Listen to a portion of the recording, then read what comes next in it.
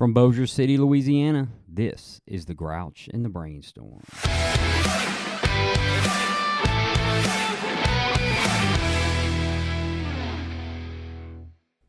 All right, I'm Mike, and I'm here with Matt.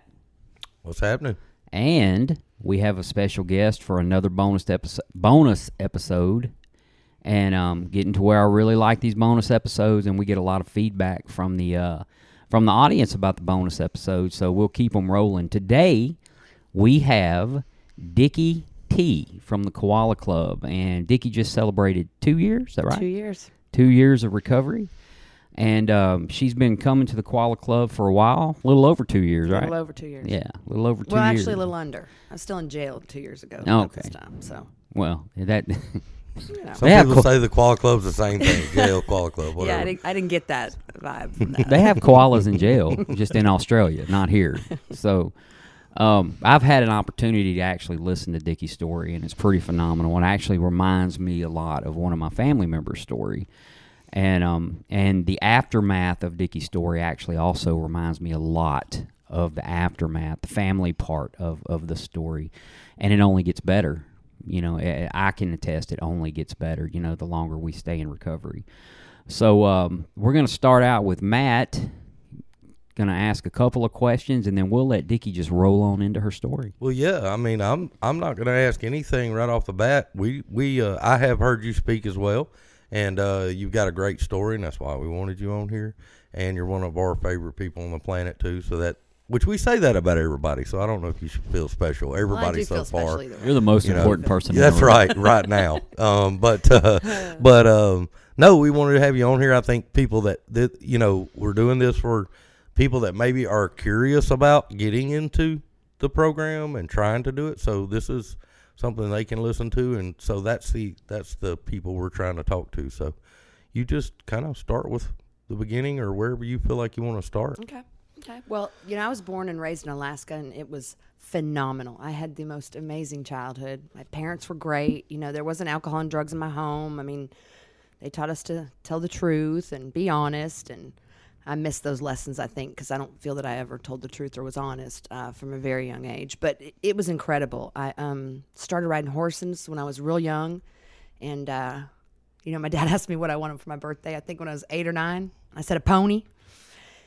So I got me some lessons, and then I got a pony, and I really that was my jam. I was all about, we had horses and cows and chickens, and I did 4-H and FFA, and we were busy, and family of the year, and all this great stuff. And I'm really, really blessed to have the parents I did. And, I got to travel when I was young. So I was the first Alaskan to ever qualify and then go to and then place in the top 10 the World Championship Quarter Horse Show. And I was 16. I didn't go to no juniors. I went to the big boy show. And, it was an incredible experience. Now, was that in Alaska? No, it was in Oklahoma City. Ah. So we drove 6,000 miles with a horse that looked like a marshmallow. Hauling a horse, yeah. Yeah, hauling a horse. You rode on a horse? The horse rode in the trailer, and I rode in the truck. And I have to add that Matt was rather fond of ponies when he was 16, but those were the Miller Lite ponies. Well, I remember those.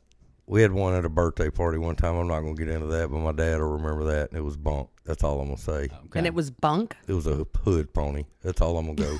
I don't know about all that. Pony. So we're in Oklahoma City. We're Oklahoma City. We placed in the top 10 in the world, which was incredible. But also from a very young age, like nothing was good enough. Like I won state titles and championships and was the best always and destroyed my competition. I just always was searching, I felt. And of course, I didn't realize that till much later, but I went to college in Washington State. I moved to Hawaii when I was 21, 22. Had an amazing experience there. And for the first time, really, I got into some crystal meth. They call it ice over there. And it just ravaged my life real quick in a short amount of time. And I had to get out of there. So Hawaii? I had to get out of Hawaii? Yeah. There's crystal meth in Hawaii? Oh, they call it ice. It was the You first never time. And watched this Dog is the Bounty Hunter, dude? No. It's all well, and this over is over 25 there. years ago. Like, so think of that. I mean, Yeah. 26, 27. And I thought it was just a phase, really. I did when I got out of there. And I ended up coming to Louisiana and, met my husband, had my kids, and You met your kids in Louisiana? had my kids in Louisiana. So your husband's from here? No, he's from Virginia Beach, and he's my ex-husband. But I get it. good So- guy, good dad. But you met him here in Louisiana? I did. and got married and did all the things I thought you're supposed to. I was a good wife, good mom, had the kids, and just still had that feeling, nothing was enough. And so I don't know, things got hard, life got hard, and I hurt my back and started taking pills, and they handed them to you back then. Again, this is 25 years ago. Yeah. 25 years ago. And they're handing me, 90 pills at a time. So I started taking pills and a lot. And then the lying and the cheating and all that started with the prescriptions and the saying they were for my husband, or, just drinking my kid's cough syrup. I mean, bad. And, he just couldn't take it anymore. Had to look out for those kids. So These just pain pills? yeah, a lot of pain pills. 20 a day maybe is where I was at. And so Now you had quit doing the crystal. yep, when I moved here I got clean, 'cause, again, I didn't think of it like a problem. I just thought I'd like to do some drugs in Hawaii, And so I really didn't think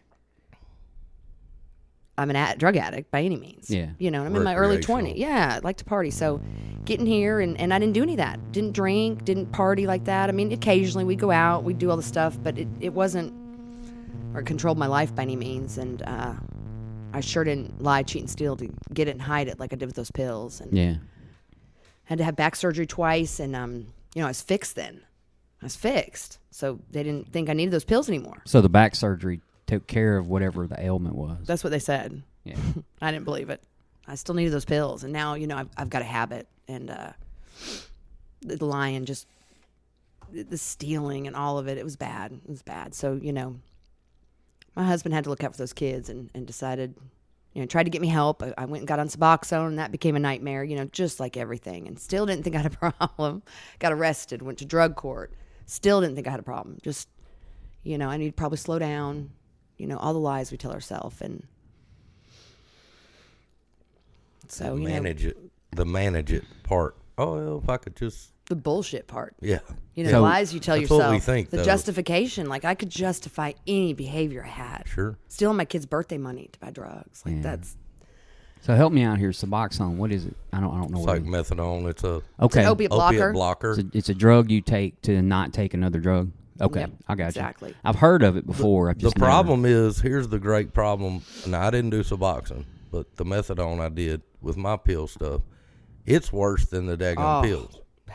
And it's legal. Well, and They're if you just- take it as directed, but of course I could get my prescriptions of those and take what I needed, and I'm taking, 8 big old 8 things anyway. Bad. Yeah. Bad. So I get in drug court and they're going to allow me to take Suboxones, but they monitor it and I take some Adderall, mess that all up. So I was telling him I had to get off Suboxone in jail, and it probably is the only way that would have worked. Cold but- turkey, Cold turkey. withdrawals, the whole nine. Oh, yards. all of it. They don't give a damn. In jail. In jail. They gave me a gummy bear vitamin when I was in detox. They were No. like, take this. I was like, I what actually remember is that? people lining up for the B12 shot. I didn't get any of that. I got didn't no either. good stuff. I didn't get anything out of it. Of course, all I did was read and stay to myself and try and just not get in trouble and be good. And, I started, I got baptized in jail. Did you? Pentecostals came in, and I'm like, well, I'm here, might as well. So That'd be my 4th time. I'm sweating but, anyway, so the water feel good. a big horse trough in the showers. I'm like, I'm in. Yep. I have been baptized Pentecostal myself. Yeah. The only time I've ever been baptized was Pentecostal. So it's pretty. We got the Alaska connection. We got the baptism and Pentecostal religion connection. I mean, it's pretty cool. It's pretty cool stuff we got going on. But I knew that I would drink one day. I really didn't think about the use, and I didn't think it was a problem again. I just got caught, and so drug court's like an 18-month program. It took me 3 years to get out of there because I really just have always felt the rules just don't apply to me. They're kind of a suggestion for everyone else, and drug court teaches you real quick the rules do apply to you, and there's penance for not abiding by those rules. So I spent a lot of time in jail. A couple days here, a couple days there, and I just get out and do it again. I just didn't give a shit. Yeah. I didn't mean to be that way. I really didn't. I mean, I have a big heart and I'm kind to everyone, but damn it, I like to use drugs. I do. And so they were my escape. They made everything okay. And I'm talking when things are good, take some drugs. When things are bad, take some drugs all the time. So I got out and I had a friend that passed away from pills, and I watched her and my ex-husband said, your kids are scared to death that's going to happen to you. Yeah. And I'm like, come on. I don't use drugs like she did. So clipping along, I get this great job, and then I start drinking out of town a little, because at this point I've been clean 4 years. I mean, that's 3-4 years. I took a drink here or there, smoked a joint here or there, but for me, that was clean. And I wasn't counting days, and I wasn't going to meetings anymore, but my standards clean.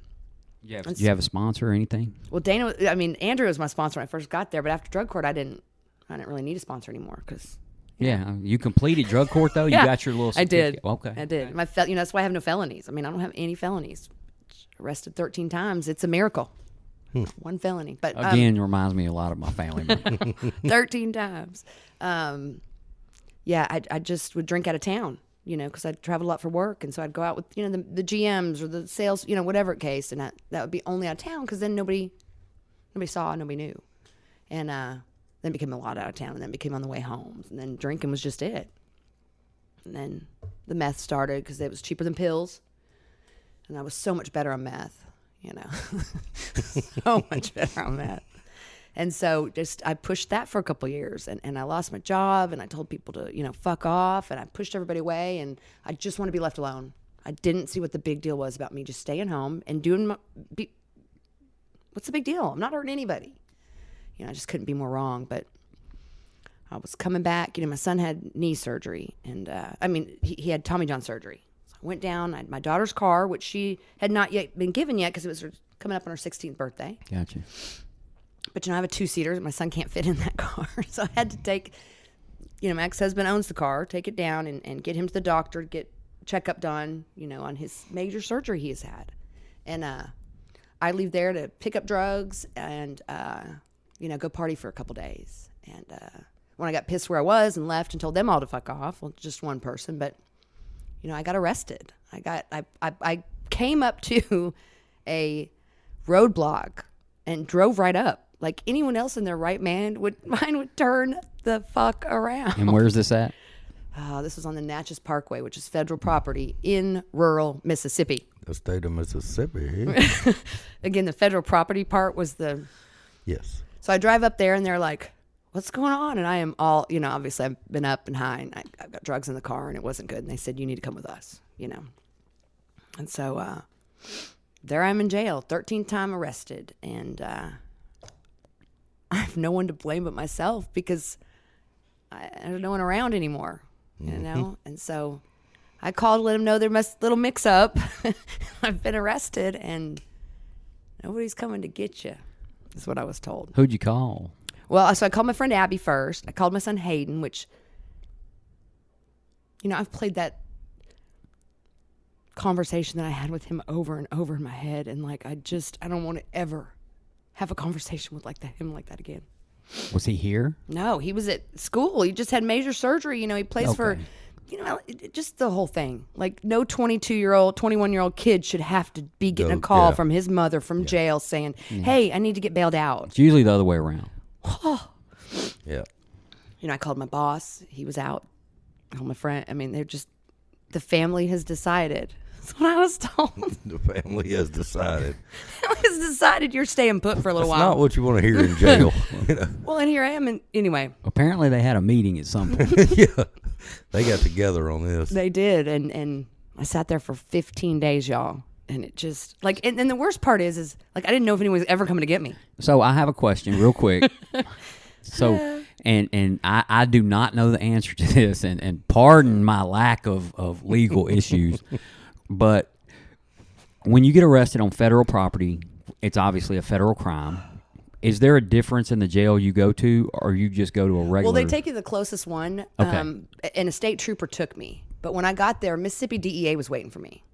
So I had 3 agencies involved. DEA? Mississippi DEA, state. Yeah. State trooper's the one that took me, and really he was just a transporter, and he was one of the nicest guys ever. I mean, he was very, told him I'm just an addict, At this point, I said it.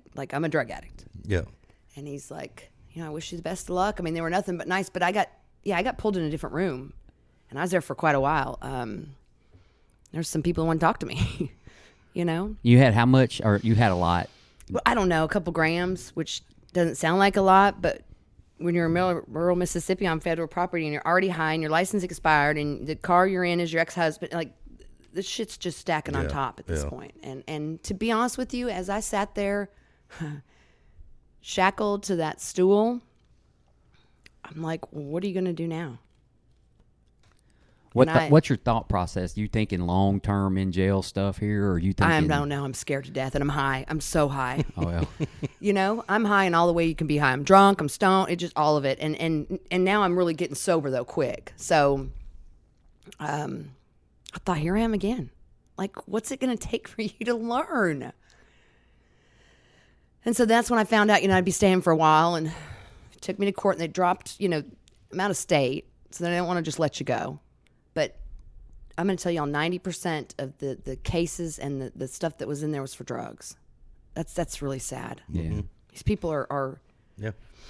So I'm sitting there. Finally, they lowered my bond just so they could get me out of there.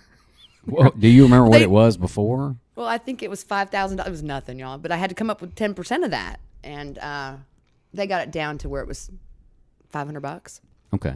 So I got a tweaker friend of mine to come get me, and For $50. I didn't even have to pay him. He just showed up. I don't have the answers, but there he was. They're finally like, Dickie, give us $2 and you can get out. Something. You've been here 15 days. Yeah, you haven't They changed. were. The judge said, like, what can I do to get you out of here? Because I'm the only girl in there, and You're I'm gonna be life tying in up prison. I'm tying up a whole Small holding up. cell, because I'm the only girl. Yeah. And they're like, we need you out. Yeah, we got a bunch of dudes. To Yeah. put in here. No other girls came into jail the 2 weeks I Yeah, was they there. don't How care sad if is you're a that? dude. They'll just jam more dudes in there. Yeah, but they'd got to go outside. They get to have family day. Like, I went through all this. I was like, where's my family on family day? Anyway, it's funny now, but it wasn't funny then.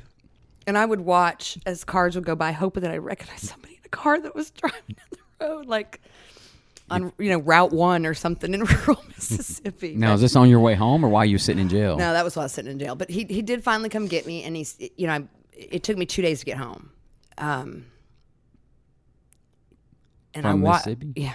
Okay. Yeah. Well, I had to get to his house, and then, he had to sleep for a couple days because he had been high. It really was, it made me sick to my stomach to be in that environment, which used to just get me so excited. Like, that makes sense. Part of my high was getting the drugs and doing the drugs and the whole anticipation of it all, and I didn't care where I was and who I was around. And that's fucking scary. That's really scary. But yeah, I got out. I had a flat tire. My house was for sale. My shit was in storage, and I was homeless. Was your house here in Bossier? Yeah, right around the corner, Oh, okay. right there. And so, yeah, but I where am I going to go? What am I going to do? Yeah. I just showed up at my aunt's house, and my family have told everybody, so she knew, and I didn't know what to do. So next day, I go out and look for a job. Tweaker, I showed up to the house with my tweaker friend. I had a flat tire, and he put the tire on for me, and took off, and we put the tire on backwards, and so One of your tweaker friends? the tweaker You're friend. using tweaker Uber. We've No, already listen, covered this that. is The the guy same from Mississippi, This he had is to the same sleep it off. tweaker. It's the same tweaker. Oh yeah, he's got issues. Well, We're yeah. gonna move on with this. However, too. I can say, if you can stay up for a week at a time, you're highly productive. Well, not when it comes to putting a tire on, I guess, great, because well, They do Anyway. have to be on I don't know forward. if I like Well, this he's guy or on- don't like this guy right now. I Go don't ahead. either, but the tire went flat. The other tire had the metal sticking out. Like, I didn't have any options. It was 150,000 degrees outside. I had a phone that I had to be on Wi-Fi to call anyone, and I had to walk in it. I was dressed really nice in a nice interview dress, to go get a job, to Circle K on the side of the road, to use their phone to call somebody. Well, who the fuck am I going to call? That's where I'm at. Like, who am I going to call? So you were not a payphone. They're inside the. I'm walking in. I don't even have money for a payphone. Even if there was a payphone, I'm going to have to, show my boobs or something. I don't know, but I need to use the phone. Is all She I'm saying. spent all her change to get out of jail, And it's okay? never. She has no quarters. It's never No worked quarters. for me. I've tried. What, the showing your boobs? Yeah. Yeah, I've never made a nickel, not one. Well, nickel. that's a different discussion for a different That day. is. And he's from Mississippi. That's right. I might know the guy that was fixing your tire, by the way. You We'll probably talk about do. that later. Yeah, again, another, what do they call it, sidebar. What's sidebar? Anyway, I asked them if I could use their phone. They were so nice, and they said, yeah. And I called Phil, who I had met when I was in drug court and had been going to AA. And I had called him a couple times, when things were bad, because I was spiraling for a while, and I knew it, especially when I started using meth all the time. Like, I knew that this wasn't good. And so he said, "Where are you?" He came. I had to get 2 tires. My car's 6 inches off the ground, right? So, like, here he is. He's. Now we're talking about the Z? Yeah. Okay. But we're talking about Phil, too. Yeah. Who's, older. I mean, he's been sober for what, 100 years? Yeah. Okay. 150. Close. So there he is. He's already got back problems. He's got a sciatic. He's got neck, all the stuff. And there he is out there trying to change my tire. So he got me another spare because I didn't have a spare. Anyways, he took me over there and I said, I can't pay you back. Like, he said, just fucking stay sober. Yeah. That sounds just like Phil. It does. And we went to a meeting. That was my first meeting. And Qual Club? Qual Club. Which, again, I'd been to before. I mean, I went to meet 3-4 meetings a week there. I knew all that. And this was different. Like, I was beat up and broken and I had nothing left. I had no fight in me. And I didn't know what to do. Yeah.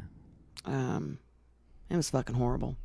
So I got in there, and it was cool for just that hour. Like, I didn't hurt for just a little bit of time. Like, for that hour, I didn't think about all the destruction and devastation I'd caused for just a minute. It was a little bit of relief. So I came back the next day, and I kept coming back, and I got a sponsor. When I got there, I was terrified of everything. And this is a girl who was raised on a farm in Alaska. I don't get scared. But this is scared like I've never known. This is something you can't fight on your own. You can't tackle on your own. You can't manage on your own. Every verbiage you want to use. I have a problem that I cannot manage on my own. I have to have help. And I'm stubborn. I don't like help. I don't want to ask for help. I don't want anybody's help. I don't even want anybody looking at me like they're going to give me help. Like, nothing. And it was a process, and it was an incredible process. I got a sponsor who, I don't know that she was keen on it at the beginning, but she said to me after 3 or 4 days, are you going to sit here and cry every day? And I said, well, maybe I am. I might just do that. Sounds just like her. You did. Are you going to sit here and cry? So she's like, well, I mean, do you have a job? And I said, no, I need to find one. And she's like, well, go apply at 3 places and come back and tell me what happened. I'm like, oh my God, okay, yeah. I was so excited just to go out and do that. And I went to the first place, which was my buddies, and that's where I worked during drug court. And they knew, they knew I was walking back in there again. They're like, come here. We love you. Come here. They were awesome. So got a job, came back, and you would have thought that, I climbed Mount Everest. Like, that's how I felt.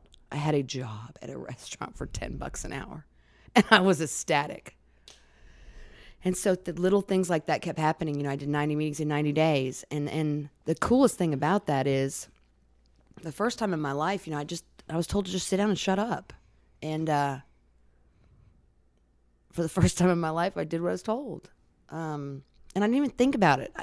I knew that I was out of options, and I knew that I could not continue another day as it was, period. So I had 2 choices. I begged for God to just fucking kill me when I was in jail. Yeah. For 15 days straight, I begged. And since that didn't happen, I got out, and I'm like, well, now what? I had my friend who passed away. I went to church with her family every Sunday. I got baptized again 4 times. Okay. I got baptized again, which Hedging I don't your know. bets, Is this a particular denomination? That was Baptist. Okay. Yeah, I'm equal opportunity. I'll go anywhere. But You're covering the gamut. I am. But you know what? They being in church and being around AA, people taught me what love and kindness is. Yeah. Firsthand. Because I had nothing to offer anyone. Nothing. And they just come here, and they loved on me until I learned to love on myself. And that is how, I know there's a higher power, and how I came to find that higher power. Because, I found it in jail a couple times. I've done all that. But this was different. I had no other options. So you found your higher power in AA? I did. In the rooms? Working the steps. Yeah. Yeah. Isn't it funny how you have this or I did have this image of what love is or whatever, and then your car's broke down in a hot parking lot, and some old cranky son of a gun, Vietnam Phil vet. F., Vietnam one of vet. my favorite people on the planet, and he Mine probably too. griped the whole time he did didn't. it. And He made shows me, up He and made just, me sit on the tail, his tailgate, and sit there. Like I tried to help. I tried to hand him. He wouldn't. He'd sit down. yeah, yelling. Oh yeah, Yeah, but he was like the fact that he was doing that for me. yeah. I saw so much of that stuff coming in from all kind of people, Yeah. and it was just like, why are they doing this? What's the angle? Yeah, And then I realized there was no angle. there's not. There was no angle, and when I realized that, I went, okay, I can deal with this place. But Like, what is going on It's here? not even an epiphany moment. It was just such a thing. About a month sober, I have to move all my shit now. Like, it's been in the garage and a storage unit.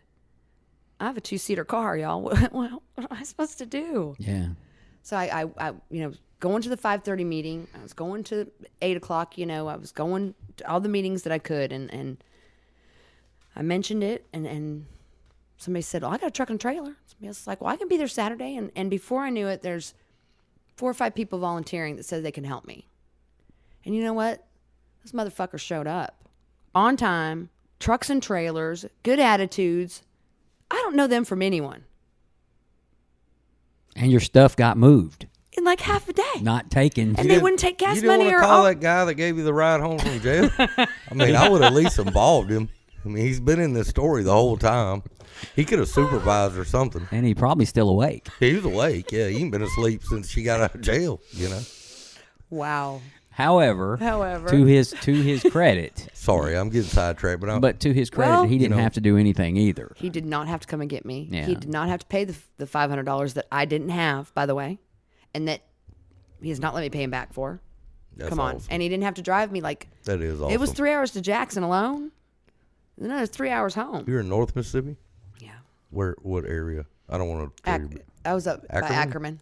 Well, Ackerman's a jail I went to. We'll just go with I went that. to treatment up near there. That's why I was asking. I Yeah. figured it was right up in there. Yeah. The Parkway, by the way, just to be fair to Dickie, you can't really turn around on the Parkway. You're out in the middle of nowhere. Well, and I saw lights. I thought it was an accident. I wanted to go see what was going on. Like, It's an accident, all right. I'm like, yeah. And we got a train wreck right here. Yeah. Yeah. Well, so this is how I know again. So I'm 30 days sober. These people move me, and like all my shit's in this house. Now, a friend of mine, I've known 5 or 6 years, that is a cousin of my friend who passed away. They've always loved me. They gave, they have a rent house on the lake, and he said, clean it up and you can move in. And it was a shithole. Yeah. And I did. And I was so happy to be there. No air conditioning. I didn't care. I was painting in 100-degree heat, and I was so happy. Like Electricity, electricity. Yeah. My own, paid for by myself. running water, Yeah. Yeah. All the good shit. stuff we take advantage of sometimes or for I'm granted. not cutting the lock off it. Yeah. Yeah. Not what they call it, squatting. When you just go in. I don't know if it's your own house and you owe $1,000 on the water bill that's only $80 a month. I mean, is that squatting? I don't think that's Squatting that's when the you right don't term have for water. that. Yeah. You Well, must I didn't. must have Bossier water. I did. And my buddy would come and cut the lock off, and the next day they'd put the lock back on, and it would get me just anyway. It I laugh a now, but it journey. wasn't funny. It wasn't funny at all. And this was 30 days sober. 30 days sober, we moved. 30 days sober, we moved. So 45 days sober, I got to go to court. That's 7 hours away In Mississippi. in Mississippi. So, I've been talking to my attorney, and he's like, don't worry about it. More than one way to skin a cat. And I'm like, what does that even mean? I don't understand it. Yeah, we're not skinning cats, I'm not bro. skinning cats. Like, I'm fighting for my life. Like, so we get up there, and they call me, and I have sat there all day. And I'm the only person that is dressed up in a courtroom of 150. Like, we're talking flip-flops and cutoffs. And again, 90% of these people are here for drugs. And it just, God, it was such a reality check. But they're going home, misdemeanor. There's so much of it there that. So it's my turn. They call me up, and I'm scared shitless. And Judge says, Mr. Travinsky, and he's like, you can go. And I'm like, what the fuck you say? Yeah. I look at my attorney. I'm like, he said, yeah. I'm like, I can leave the courthouse? Yes, ma'am. You can tell he's annoyed. He's been doing this all day. He's not. And I'm like, I can leave the building? Yes. And my attorney's like, are you serious? Shut the fuck up. I'm like, I can leave the state of Mississippi. I said that one loud because I wanted to be very clear when I left. And he said, yes, and I suggest you go. And my attorney said, I told you there was one way to skin a cat. And I'm like, motherfucker. Okay. So I'm leaving. I am crying. I'm shaking. I'm driving out of this little town. I'm going the speed limit. Past a state trooper. I'll be damned if he doesn't whip around. Oh. I mean, I am 10 minutes from the courthouse. I'm like, no way. And so he pulls over me and this guy behind me. And so I look out the window and he flags me on. And I'm like, I can leave the road. He's like, just go. And they let me go. Wow. They dropped all the charges. And you know what my attorney said? And he said, the DEA and the state trooper and the local sheriff said you were such a nice lady. And they hope you get some help. What seems like you're paying them back. I really think I am right now. Yeah. Today I am. Yeah, today. Today I am. I think it's probably all they ever wanted. Yeah. Yeah, because, you know, as Matt mentioned, there's not a lot of women that make it through the first year of sobriety. Yeah. Nonetheless, make it too. And I'm so lucky to be in that 1% now. Instead of that other 1% I've always been in. Well, and that's what I wanted to ask you, because I want people to hear this, and I think the whole point of all this that we do, and I know that you do a lot of other stuff with treatment centers, and you carry the message, and that's also why you're one of my favorite people, because you're involved. You've always been involved, and if you listen to us very much on this, or if you go to meetings and you listen to people that have a lot of sobriety, you're going to hear the same thing all the time. Helping others, going to meetings, doing all that stuff. For you, and I don't want to give your answer, but to stay where you're at, to go to 2 years, to keep going along, and life get better. Not just I'm hanging on by a thread, I'm miserable, but like life has gotten better. What would you tell somebody that's listening that is thinking about that just got out of jail like you did, and they got their buddy in there that's sleeping it off, before the trip? They're at that their point. Tweaker friend. They got their tweaker friend getting ready. You got to rest up. You know, be careful on the roads. You know, I want to say I did this, I did that, and I did that, but listen, all I did was show up to meetings, and it's amazing when you're just willing to walk into a meeting and sit down. And listen what happens. You know, I got the sponsor, like we talked about. I worked the steps, and holy mackerel, like I had done the steps before a few times. But, I really honestly did them. And first and foremost, I was honest with myself. Like, stop fucking lying to yourself. Yeah. That's what I did my whole life. In step one, the honesty Yeah. is, to me anyway, is to ourselves. 100%. Sure. I didn't even know what that was. I didn't know what it looked like. I didn't know what it sounded like, and I sure didn't know how to be it. So that's why, for me, having a sponsor that said, sit down and shut up, do this. Yes, okay, great. Do this. She didn't give me time to think and react, and I didn't. For the first time ever again, I keep saying that, but I just did what I was told. Don't try to outthink it. Well, I was told that. I was told, yeah. So Phil also said, you can't outthink this. Yep. You cannot outthink it. And Phil's also the one that said, when I got sober, I had that little note on my mirror, when he says, all right, write this down and put this on your mirror. And I'm thinking, oh, an inspirational quote. It's going to be awesome. From Phil. Yeah. It said, you are too sick to make your own fucking decisions. And I had to look at that every morning in the mirror. My aunt's like, don't you think that's a little bit negative? And I'm like, no, it's really fucking true. Not really, if you know Phil. Well, but it for me, that real simple, to the point is what worked for me. When he's, you can't fucking drink. Okay, I can't drink. I just, and again, my whole life had changed. Everything, the way I think, the way I act, and it all just stems from I don't drink. And I do those things they say to do. But man, helping others is the biggest for me. I love going to CADA. I'd love to be in a room full of people fighting for their fucking lives, because that's what they're doing. Absolutely. And it's hard and it's scary. And to find someone that, even as one person that you connect with and you can help them on their journey. I don't care where that journey leads, because that's for them. But gosh, that feels good. It does. I've gone with people and they go, man, there's 40 people in there and 30 of them are, the court sent them in there and they're trying to get a reduced sentence and they don't care and all this stuff. And I go, if there's 40 in there, you're probably talking to 1 to 2 people. That's it. So don't look at, oh, everyone didn't listen to me. Just the one or two. There's one or two in every one of those that maybe is really trying to. And I think you might be surprised how more it is. I think that you say something that sparks something And in sometimes, them. yeah. You know, I had a guy last week. Listen, y'all, you guys know about my kids, and that all I wanted when I got there was my kids back. That's all I wanted was them to talk to me, just to fucking talk to me. And so that's all I talked about. And so I'm, you know, at 18 months, I was asked to give my story. You know, it's right around Christmas. I text the kids and let them know, you know, and at 7:30 they walk in the door. So there was a guy that was celebrating his 1 year recently, and I told him congratulations after the meeting. You know, that's so awesome. And he said, you know what sold this for me and how I know it works? I went to that meeting that you spoke at, and I have heard you talk about your kids. And they walked in there, and I said, this shit works. I'm in. Yeah. And, like, how amazing is that? Like, it's not even something I did, y'all. It's not even, it's just showing up and being honest and finding that one thing. Yeah. You know, for me, you know, finding a higher power and all that came, you know, I had a higher power, but finding all that came a lot later. But there was that one thing that I wanted more than I wanted to be drunk, and that was to see my children. I had the same issues with my children. I will say this: I was at that story, and I saw your kids come in the room. Yeah, and it was one of the coolest sobriety moments. I know, but it was very cool, and we were all so proud of you anyway, as we are everybody in there. I mean, we are, but yeah, you know, God uses those kind of moments. And like you seeing them, I know it was a big moment, but it's probably a bigger moment for somebody else because you got up there and did it, you know. And you and I both had to tell our stories at around the same time, and we were kind of scoping that out. So you're like, it was fun. Yeah, shit. I'm still waiting on Mike to send me a check for that, but it's been a while. But I just put it. If we paid by the hour, you'd only make 15 minutes worth. Put it in the collection box. You'll be right.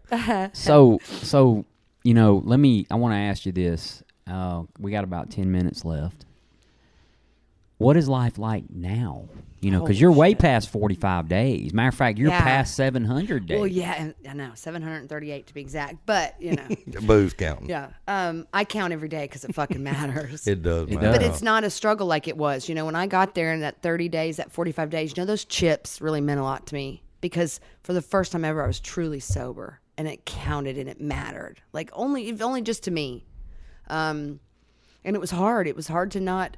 Look at me, I'm sober. Look, I'm not drinking. Look at everybody, because that's what I've done so long. And I just had to put my head down and keep pushing, and little things happened that were amazing. Getting, you know, at about a year, 10 months, I went to my son playing opening night of baseball and got to see him and hug his neck. My daughter called me. You know, I got to see it. Just those three are all that matter in this world to me. And, you know, I've spent a lifetime making them feel like they are not the most important thing, you know? Yeah. And so I don't want to waste 1 minute on not making them feel that way again. And the cool part is I don't have to. You know, I've learned how to tell the truth. Mm-hmm. You know, I laugh and joke about it all the time, but when I first got in there, I did not know how to tell the truth. Like, shit would just come out of my mouth, and I'd have to, I'm sorry, hold on. That's not what I meant. You know, like, oh, gosh. How ridiculous is that? You know, stealing too, and we laugh about it all the time, but like I pay for all my groceries at Walmart. And it matters to me. Well, that helps pay for some of the stuff you see around the studio here. Thank you, Dickie. A little plug there, but it's not funny. I mean, it's funny now, but I used to have to steal from there so I could use my cash to buy drugs so I could feed my kid. It just, you know, I don't live that way today. You know what's cool is, like, I pay my electric bill. Like, my electricity doesn't get cut off. Yeah. My water, all that stuff. My rent's paid. I don't know. So you have a home. I have a home. I have an amazing family. My mom was just here from Alaska. And yes, I met your mother. Yeah. Yep. She came to a meeting. And you know what she said after that meeting? If she didn't say it once, she said it 10 times. I am so glad you have a group like that. Yeah. My mother came last year on my 4th birthday. It's the first time she ever been in an AA meeting in her life, okay? Only thing she knows about it is her delinquent son who's, you know, she's had to deal with it. Not delinquent anymore. Well, she shows up. I don't know. Jury's still out on that. But she shows up, And we got done with the meeting and we walked out, and she looked at me and she said, "Now I get it." Yeah. She said, "Now I understand why you've been able to stop." She said, "That is a special group of people." And I said, "Absolutely." That's what she kept saying. Where else can you go? You can't. No, there isn't. I've tried. I've looked. Yeah. I've And here's searched what's for 'em all. even I've looked cooler. for everything everywhere. All right, so you're talking about getting your chips, right? And 30 days, 60 days. Man, I know. Man, I was fired up, dude. Me like, too. I'm like walking in Walmart. Oops, I meant to give you a quarter, but that was my Jingling 90-day in my chip. pocket. My bad. Let me get that. At back. the airport. Have At I told y'all? the airport, you accidentally drop it in front of everyone. Oops. But yeah, I mean that's how I was rolling. You know, no ego there. But what's so crazy is you can take somebody like Phil F, who has 44 or 5 years. 44. You can take Mike, who has 12 coming up, 13? About 5 weeks away from 12, yeah. 12, okay. 2 years. People have 6 months. Yeah. We're not competing. It's not. There's no competition. There's no, well, he only has. We don't do that in there. It's not. But the outside world, if there was something like that, it's always, I'm going to look down on somebody, and there's none of that. It's like your own personal journey, and it doesn't matter what anybody else, so. It's cool to, it's been amazing to find myself, get to know myself, control myself, learn to control myself, to manage myself and my affairs. Like, it sounds so ridiculous because most people already do all that, but for me, I have fought myself my whole life, and it's awesome to not fight myself. Well, we, I personally did not know the guy that you see today. I thought the guy that was drinking all day, every day, and wreaking havoc on everybody's life was me. I thought that was my true personality. And that's another reason for isolation. I'm going to stay away from everybody because I just seem to screw everything I touch up. Yeah. And it couldn't be any worse. As long as I'm not touching anything mechanical, right. I don't screw anything up nowadays. I remember in early sobriety, I had this car. My dad gave it to me for free, right? Mike might remember it. I don't think you were here, Dickie, but it didn't have any windows in it. Like, it was rough, dude. But I drove that car forever. But I remember 4 or 5 months in, I'm driving down the road in that old car. I'm going home from work, and I look down, and my paycheck was sitting in the cup holder. And my brain went, "You got that paycheck yesterday, dude. Yesterday. And you didn't run straight and cash it at the liquor store." Like, I didn't have any money, but I didn't need anything. Yeah. And I just was like, it was such a small moment. Most people would never, but it was the coolest thing. And I was you're just so like, proud of yourself. hell yeah. Yeah. Yeah. And it's all those little victories to me that have added up to where I am but today. that's God showing you, keep doing what you're doing. It's going to keep building. It's going to keep building, and it keeps getting better. It does. And it's amazing. I went back to school. So I'm a college freshman, and that was a big deal. I always wanted to go back to school. I always wanted to do this, and I'm doing that shit now. Yeah. If I want to do something, I'm going to do it. Yeah. So I'm going to Alaska to see my parents. They're my mom. Awesome. And I hadn't been there since my dad passed away. So it's like, so is your dad buried in Alaska? He's so my dad didn't do the buried thing. Okay. I have spread his ashes at the Texas-Louisiana line. Of course, I was drinking Fireball then. Hey, So Wascom. That makes Well, sense. right there. Fireball, yeah. Texas. Well, only, yeah. Then we have property down south of here, and I spread him there. So Okay. he's around. How long has he been gone? 5 years. Okay. Yeah. And I don't, my mom was just here again. She has been drugged through hell and back. And the fact that woman was sitting there smiling. Did she come down just for that? Well, she came down because my youngest daughter graduated from high school. Look at that. Did you go to the graduation? Well, we did. The tsunami hit, and my mom and I sat there while everybody else left, but it was awesome. Hey. We had the best time. We did. And they were looking for us, what matters, but we just sat there and weathered the storm. Your poor mother, we made her, she got right up by you at the table. I know she's looking like, there's 100 drunks in here. No, she didn't. She did great.